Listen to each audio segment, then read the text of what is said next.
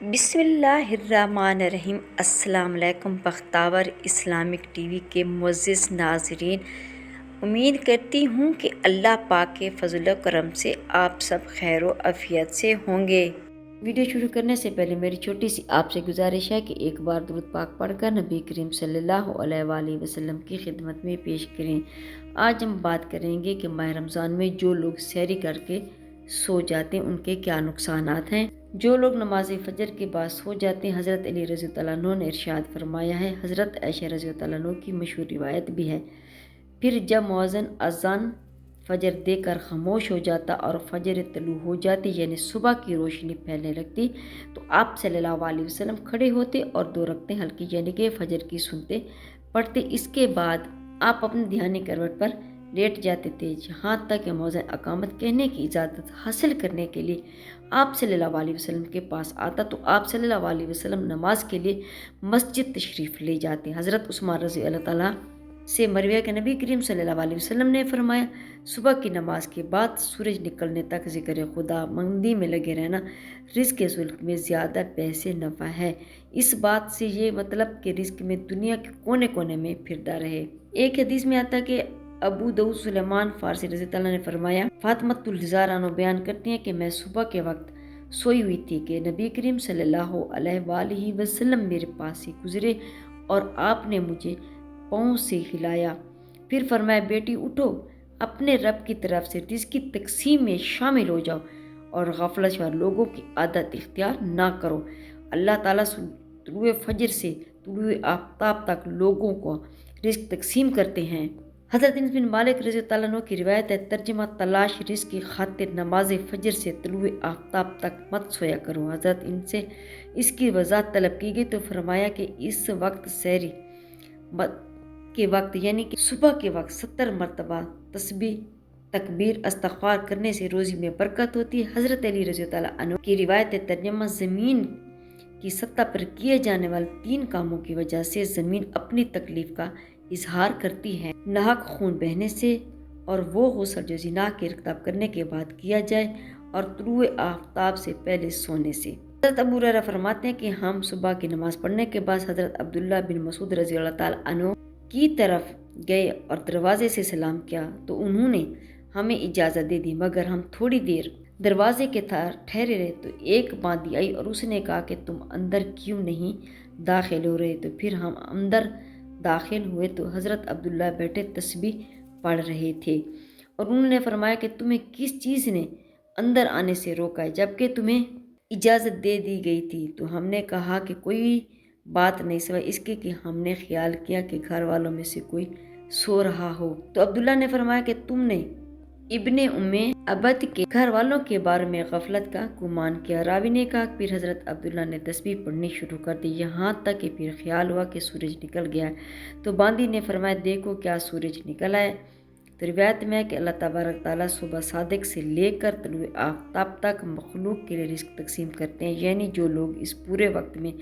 غافل رہتے ہیں وہ رزق کی برکت سے محروم رہتے ہیں۔ اس حدیث سے یہ بھی بات معلوم ہوئی کہ یہ مخالفت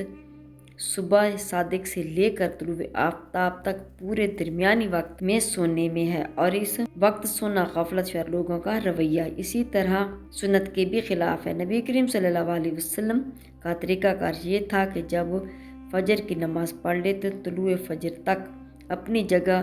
نماز کی والی جگہ پر بیٹھے رہتے تھے اور ذکر اذکار میں مشغول رہتے، اس وقت میں ذکر خطاب میں لگے رہتے، رزق کے حصول میں زیادہ باعث نفع ہے۔ آج ہمارے معاشرے میں یہ بات عام ہے کہ نوجوان رات کے 2 بجے 3 بجے تک موبائل، فیس بک، واٹس ایپ ان سب چیزوں میں لگے رہتے ہیں، پھر ان سے صبح کی نماز بھی قضا، دوپہر کے 12 بجے یا 1 بجے تک وہ آرام فرما رہے ہوتے ہیں اور گھر میں ایسا کوئی بھی انسان نہیں ہوتا جو انہیں ایسا کرنے سے باز رکھ سکے۔ آج ہم آپ کو بتائیں گے کہ نبی کریم صلی اللہ علیہ وسلم نے ایسے نوجوانوں کے بارے میں کیا فرمایا ہے اور کیا کچھ ان کی قسمت میں لکھ دیا جاتا ہے جو ایسے حالات کی لپیٹ میں آ چکے ہیں۔ حضرت عبداللہ بن عباس رضی اللہ عنہ سے مروی ہے کہ جو بھی انسان صبح سویا پڑا رہتا ہے تو اس عمل کو اسلام نے سخت ناپسند قرار دیا کہ دوپہر کے علاوہ کسی بھی اور وقت میں مت سویا کرو جیسے کلالہ کہا جاتا ہے، اور یہ عمل ہمارے نبی کریم صلی اللہ علیہ وسلم بھی کیا کرتے تھے۔ قلولہ وہ نہیں جس میں انسان دوپہر میں پیٹ بھر کھانا کھا کر سوئے جاتے ہیں۔ قلولہ سے مراد وہ عمل ہے جس میں آپ صلی اللہ علیہ وآلہ وسلم خواہ آپ کھانا کھا چکی ہیں یا نہیں، بس تھوڑی دیر آرام کرنا دوپہر کے اوقات میں، تاکہ آپ کا جو باقی دن کا حصہ ہے وہ صحیح سلامت گزرے اور آپ کے دن کے باقی حصے میں آپ اپنے کاموں کو سر انجام دے سکیں۔ حضرت علی رضی اللہ عنہ نے فرمایا کہ میں نے نبی کریم صلی اللہ علیہ وسلم سے سنا تھا کہ کھانا کھا کر فوراً سویا نہ کریں، کیونکہ اسے انسان کے دل میں بھی سختی پیدا ہو جاتی ہے، اور آج کی تاریخ میں یہ بات اس حد تک گہرائی تک آ چکی ہے کہ یہاں یہ ڈاکٹر بھی یہ مانتا ہے کہ ہر انسان کھانا کھا کر فوراً سو جاتے ہیں تو وہ دل کے مریض بن جاتے، یعنی کہ دل کے مرض میں شامل ہو جاتے ہیں، مبتلا ہو جاتے ہیں۔ اور یہی بات 1400 سال پہلے ہمارے نبی کریم صلی اللہ علیہ وسلم نے فرمائی تھی۔ اب آتے ہیں حضرت علی رضی اللہ عنہ کی اس ارشاد کی طرف جو انہوں نے فرمایا تھا، جب ایک مرتبہ حضرت علی رضی اللہ عنہ کی خدمت میں ایک شخص حاضر ہوئے اور فرمانے لگے، یا علی، صبح سویرے جو انسان سویا پڑا رہتا ہے اس کی قسمت میں کیا کچھ لکھ دیا جاتا ہے؟ تو جواب میں حضرت علی رضی اللہ عنہ فرمانے لگے، اے اللہ کے بندے، میں نے اللہ کے نبی کریم صلی اللہ علیہ وسلم سے سنا کہ جو بھی انسان صبح کے اوقات میں سویا پڑا رہتا ہے اور فجر کی نماز بھی قضا کر بیٹھتا ہے اور پھر وہ فجر کی نماز ادا کر کے سو جاتا ہے، تو جب فرشتے آسمان سے ان کے مقدر کا رزق لے کر زمین کی طرف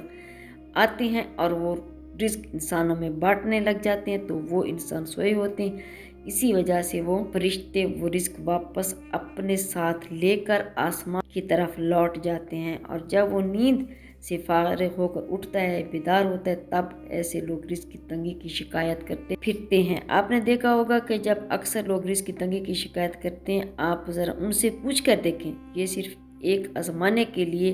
آپ پوچھیں تو صحیح، آپ جب ان سے پوچھیں گے کہ صبح کتنے بجے اٹھتے ہو، وہ آپ سے لازم یہی کہیں گے کہ ہماری تو آنکھ سویرے کھلتی نہیں ہے، ہم صبح اٹھتے ہی نہیں، اٹھنا بہت مشکل ہے ہمارے لیے، لہٰذا یہی وجہ ہے کہ جس کی وجہ سے وہ رزق ان پر تنگ کر دیا جاتا ہے، اور پھر تنگ دستی اور بے روزگار کی شکایات کرتے پھرتے ہیں۔ تو میری پیاری بہن، آپ سے گزارش ہے کہ آپ صبح سویرے اٹھیں، آپ سویرے نماز ادا کریں اور کوشش کریں کہ مرد حضرات جماعت کے ساتھ نماز ادا کیا کریں، پھر قرآن کی تلاوت کریں، اس کے بعد آپ اپنے دن کی شروعات کریں، پھر آپ دیکھیں گے کہ آپ کا دن کیسے گزرتا ہے، آپ کے دن میں برکت ہوتی ہے۔ اور جو لوگ 12 بجے 1 بجے اٹھتے ہیں، ان کے حالات کچھ یوں ہوتے ہیں کہ ان کے دن کے کچھ کام انہیں سمجھ بھی نہیں آتے، وہ جان ہی نہیں پاتے کہ آج کا دن حالانکہ کیسے گزارا جائے یا کیسے گزرا، بلکہ انہیں کچھ کام بھی سمجھ بھی نہیں آتا، وہ جو کام کرنے لگ جاتے ہیں،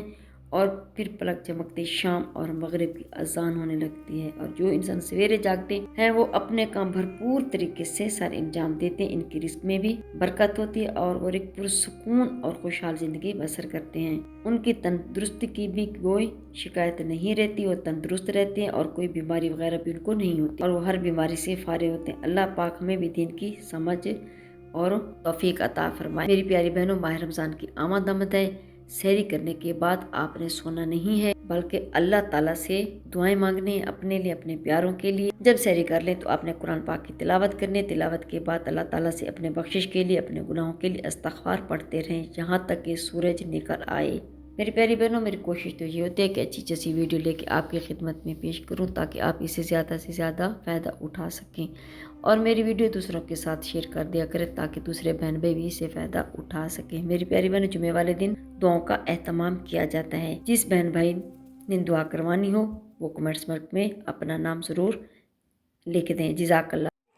اگر میری آج کی ویڈیو آپ کو اچھی لگی ہو تو لائک کریں، شیئر کریں، سبسکرائب کریں، بیل آئیکن کو پریس کریں تاکہ ہر آنے والی میری ویڈیو آپ تک بآسانی پہنچ سکے اور میری حوصلہ افزائی ہو۔ فی امان اللہ۔